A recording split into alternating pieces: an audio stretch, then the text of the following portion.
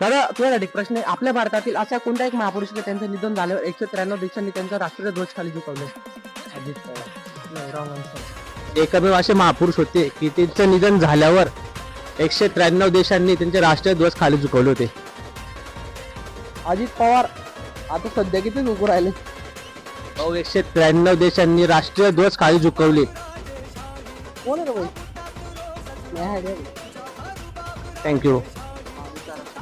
आपल्या भारतात एक महापुरुषाचं निधन झालं होतं, तर 193 देशांनी त्यांचे राष्ट्रीय ध्वज खाली झुकवले.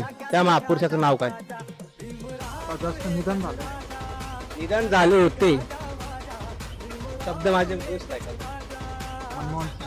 नाही ऐकून घे. आपल्या भारतात एक महापुरुष होते, त्यांचं निधन झाल्यावर 193 देशांनी त्यांचे राष्ट्रीय ध्वज खाली झुकवले.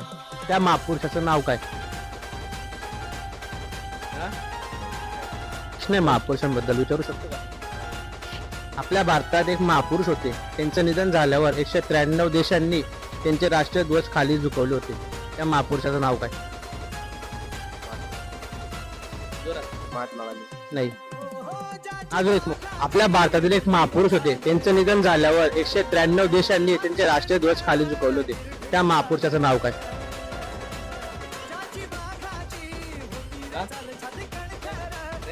ठीक आहे, थँक्यू. आपल्या भारतात एक महापुरुष होते, त्यांचं निधन झाल्यावर 193 देशांनी त्यांचे राष्ट्रीय ध्वज खाली झुकवले. त्या महापुरुषाचं नाव काय? कोणत्या वर्षी? जुन्या काळाची गोष्ट आहे.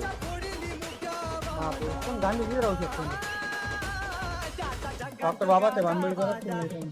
कन्फर्म उत्तर द्या मला. भरपूर महापुरुष. आपल्या भारतातील एक असा महापुरुष होता, त्यांचं निधन झाल्यावर 193 देशांनी त्यांचे राष्ट्रीय ध्वज खाली झुकवले होते.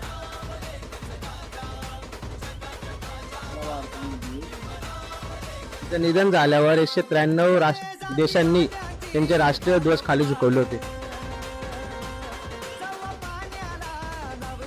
थँक्यू. आपल्या भारतातील एकमेव असे व्यक्ती होते महापुरुष की त्यांचं निधन झाल्यावर 193 देशांनी त्यांचे राष्ट्रीय ध्वज खाली झुकवले होते.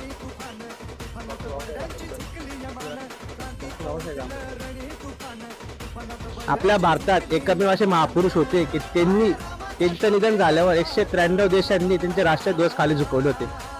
Doctor B.R. आंबेडकर. धन्यवाद. त्या भारतात एक असे महापुरुष होते की त्यांचं निधन झाल्यावर 193 देशांनी त्यांचे राष्ट्रीय ध्वज खाली झुकवले होते. त्या महापुरुषाचं नाव काय?